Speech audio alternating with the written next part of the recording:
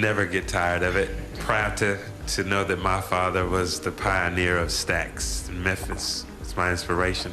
He's a bass player and guitarist, and we put a band together, and I've been doing it ever since. In the realm of soul music, Otis Redding remains an unforgettable figure. His powerful voice and heartfelt performances captivated audiences globally, establishing him as a true legend of the genre. Yet his life was marked by both triumphs and tribulations, including rumors surrounding his alleged romance with Lola Falana. Watch this video to discover the rumors recently confirmed by Otis Redding's children. Early life. Otis Ray Redding Jr. faced a challenging beginning in life. Born in Dawson, Georgia, he was the fourth of 6 children and the eldest son of Otis Redding Sr. and Fanny Roseman.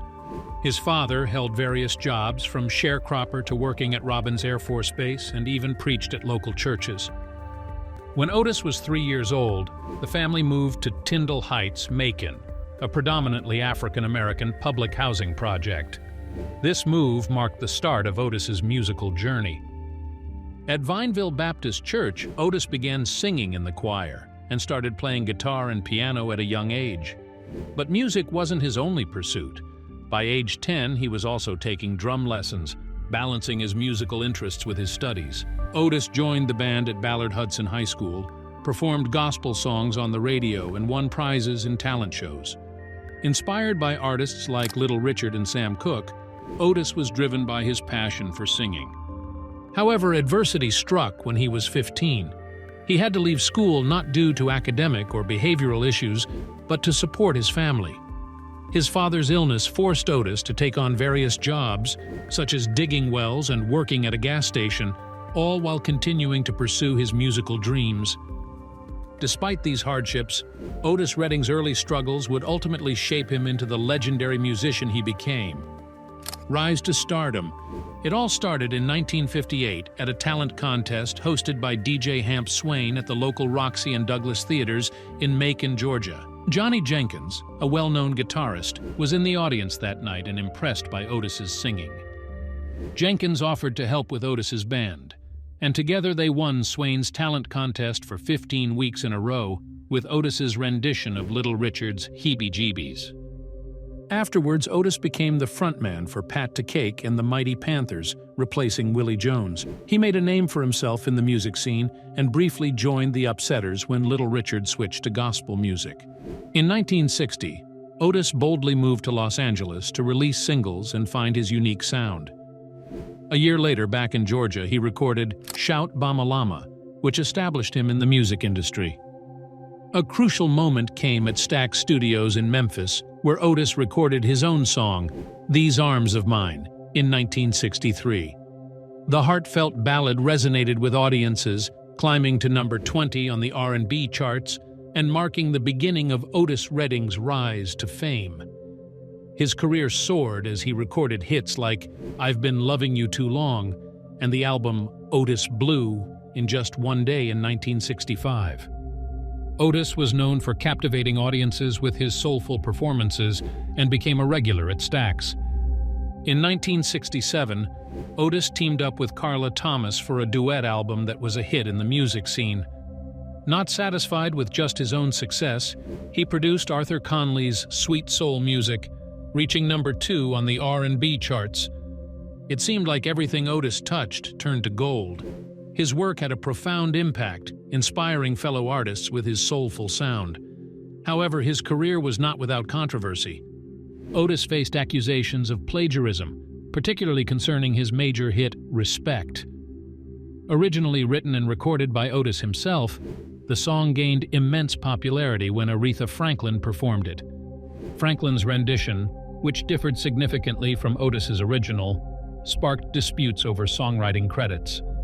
Despite these challenges, Otis was a prolific songwriter who often wrote, produced, and performed his own material, a rarity among soul singers of his era.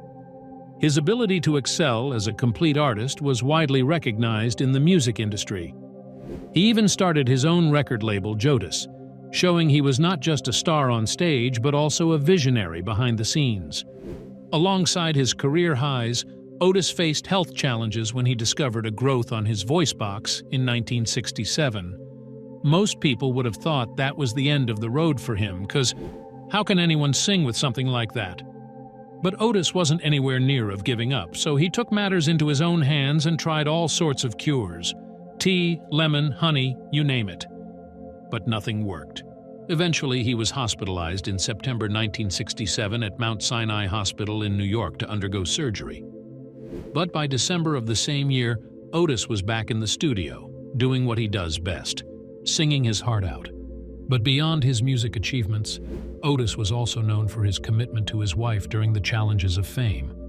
Otis Redding's love life. Their story began when young Otis met Zelma Atwood at the Douglas Theater in Macon, Georgia. They were both teenagers at the time, unaware that their chance encounter would blossom into a lifelong love affair. At first, Zelma wasn't immediately fond of Otis. In fact, their relationship started off with a good old-fashioned argument. However, fate continued to bring them together, and over time they developed a deep friendship. At 18, Otis was just beginning his journey to becoming a music icon, while 16-year-old Zelma had no idea of the extraordinary life they would share. Their relationship was built on a foundation of genuine friendship, with Otis's musical talent initially taking a back seat. Eventually, their friendship evolved into a romance, leading to their marriage in Macon, Georgia in 1961. By this time, Otis was making waves in the music industry as a successful singer and songwriter. Despite his growing fame, he remained deeply connected to Zelma, ensuring she was always a priority in his life regardless of the distance between them. Zelma fondly recalled how Otis would always find a way to reach out and check on her, highlighting the strength of their bond. As their love story captivated fans, the couple welcomed 3 children into the world. Dexter in 1960, followed by Carla and Otis III. Zelma often watched proudly as Otis mesmerized audiences on television with his electrifying performances. She admired his dedication to his craft and his unwavering commitment to their family, despite the demands of his skyrocketing career. In 1967, rumors surfaced about Otis having affairs with fellow musicians like Carla Thomas and Lola Falana. Despite these challenges, Otis and Zelma's love remained steadfast, a testament to the strength of their bond and their commitment to each other. Throughout their journey together, Otis often acknowledged Zelma's crucial role in his success, attributing inspiration for many of his songs to their enduring love and partnership. Theirs was a legendary love story, characterized by laughter, tears, and an unbreakable bond that endured over time and distance. But their love story didn't end well. Otis Redding's sudden passing. Otis's song, "Sitting on the Dock of the Bay," is a haunting melody that remains a sad reminder of the legendary Otis Redding.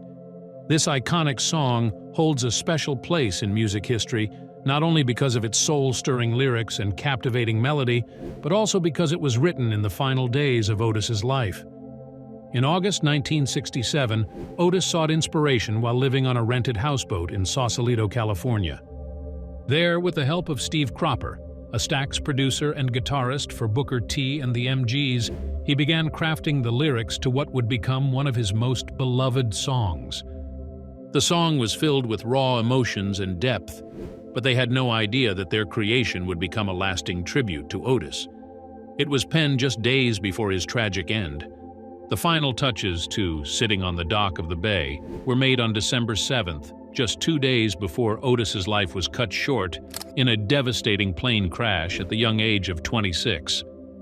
On December 9, 1967, Otis and his band were on a routine journey aboard his Beechcraft H-18 airplane to perform on a television show in Cleveland when tragedy struck. After a series of performances, including 3 concerts and 2 nights at Leo's Casino, Otis's next stop was Madison, Wisconsin, where he and his band were scheduled to perform at the Factory nightclub. However, fate had other plans, and the world was robbed of an artist who had so much more to give. Alongside Otis, 4 other members of the Bar-Kays lost their lives in the tragic accident: guitarist Jimmy King, tenor saxophonist Phelan Jones, organist Ronnie Caldwell, and drummer Carl Cunningham. The loss was deeply felt by all who knew and admired these talented individuals. Otis Redding's untimely death occurred just 5 months before the tragic assassination of Martin Luther King Jr. in Memphis, the very same place where Otis's iconic track, "Sitting on the Dock of the Bay," was recorded. At that time, Otis's partnership with white musicians like Steve Cropper and Donald "Duck" Dunn on the single was a bold statement against the division between white and black people during a time of intense racial tensions. The trio comprising Otis, Cropper, and Dunn worked tirelessly to bring to life the music and lyrics of "Sitting on the Dock of the Bay." Rumor has it that Otis considered the song unfinished and longed to sprinkle his final touches of magic onto the track, but he never got the chance. Even after his passing, Steve Cropper audaciously took it upon himself to honor Otis's vision by adding the distinctive sounds of seagulls and crashing waves to the background of the track. According to Cropper, these were the sounds that Otis had envisioned while writing the song on a houseboat. In another revealing interview on NPR's Fresh Air, Steve Cropper recounted the origins of Otis's most iconic song, "Sitting on the Dock of the Bay." He described Otis as a man bursting with ideas, finding inspiration in San Francisco from the sight of ships coming into the bay. Cropper recalled Otis saying, "I watched the ships come in and I watched them roll away again." A simple line that sparked the creative flame leading to one of his most beloved songs. Cropper recognized the raw emotion behind those words and took it upon himself to finish the rest of the lyrics as a tribute to his friend. Just a month after Otis's passing, his iconic track, "Sitting on the Dock of the Bay," was released and went on to make history as his only single to reach #1 on the Billboard Hot 100 in January 1968. It was an emotional moment that proved Otis was a gifted person taken from us far too soon. Another cruel reality is that Otis never got the chance to witness the success of his song, which became the first posthumous #1 single in U.S. chart history. The album, "The Dock of the Bay," also made waves as the first posthumous album to reach the top spot on the UK albums chart. While the world celebrated Otis's musical legacy, the most heartbreaking aspect of his passing was the impact it had on his family. His wife and children had to navigate the overwhelming loss, a burden no one should have to bear. Family grieving. After Otis Redding's death, his young family faced devastating challenges. Despite these obstacles, his wife Zelma was determined to keep his memory alive and raise their children. Instead of receiving empathy, she encountered hostility from executives looking to exploit Otis's music and from racists who sent hate mail. Zelma stood firm, ensuring she retained full control over his work and music, crucial to preserving his legacy. She also founded the Otis Redding Foundation to honor the renowned musician. Over 5 decades since Otis's untimely death at 26, Zelma continues to feel the pain. Each December 10th marks a sad reminder of their tragic loss. Despite his absence, Otis's children carry on his legacy, thanks to Zelma's efforts in nurturing their appreciation for their father's music and the importance of preserving his memory. Otis Redding's children. Otis Redding III, the youngest son of the legendary soul singer Otis Redding, faced a significant legacy to live up to. He was just 3 years old when his father passed away. But despite this early loss, Otis Redding III, alongside his older brother Dexter, later formed the funk band The Reddings in the 1980s. Despite their efforts, including charting singles like "Remote Control" and "Call the Law," they didn't achieve the same success as their father. After 6 albums, the band eventually disbanded in 1988. Otis III continued his musical journey, joining soul singer Eddie Floyd on a European tour as a guitarist. Under Floyd's mentorship, younger Otis began comfortably performing his father's iconic song, "Sitting on the Dock of the Bay," and others. In 2018, he revealed the unexpected turn his musical journey took. He said that Eddie Floyd told him, "You can play guitar with me, but you're going to have to sing a few of your dad's songs." Otis III quickly said he couldn't sing, but Floyd didn't seem to believe and insisted that they both performed "Dock of the Bay" that night. And that's how a new phase in his career began. Initially uncomfortable with singing, He eventually embraced this new direction. Despite finding fulfillment in honoring his father's legacy, Otis III sometimes felt overshadowed by it. He performed at various venues, from Carnegie Hall to private events, but struggled with the balance of honoring his father's music while pursuing his own artistic path. Carla Redding. Otis, a man of many talents, also had a daughter named Carla, who carried on her father's legacy in her own way. According to Carla, her parents faced constant struggles for respect as people of color. At a luncheon for Black History Month, Carla shared inspiring words with African American women, urging them to persevere and never give up. Reflecting on her father's passing, Carla revealed it made her mature quickly. She felt a strong responsibility to care for her mother during their time of grief. Carla emphasized resilience and determination, recalling joyful moments at home with her father. When Otis was around, it was a time of excitement and fun. They bonded over their love for ice cream and the ranch, creating cherished memories. In addition to ice cream, Otis had a passion for farming and animals, especially his beloved dogs. His presence brought Carla carefree happiness in her childhood, which she treasures to this day. As Carla continues to honor her father's legacy, she embodies his spirit of resilience and determination. Her words of encouragement and unwavering strength serve as a reminder of the lasting impact of Otis's love and guidance. I want to thank you for watching, and please subscribe and give a like if you enjoyed it. Till next time,